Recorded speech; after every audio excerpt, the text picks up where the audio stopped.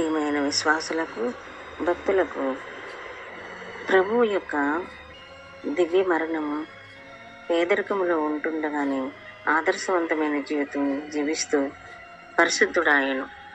ఆయన పేదవాడిగా జన్మించి ఈ లోకాన్ని రక్షించడానికి తన శరీరాన్ని, రక్తాన్ని చిందించాడు, మరణాన్ని జయించాడు.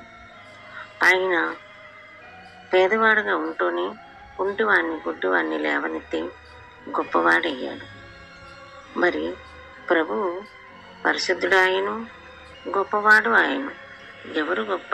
ధనవంతుల్లో జన్మించి ఉంటే ఇవన్నీ జరిగిన, ధనవంతుడిగా జన్మించి ఉంటే ఇవన్నీ జరిగేవి కాదు.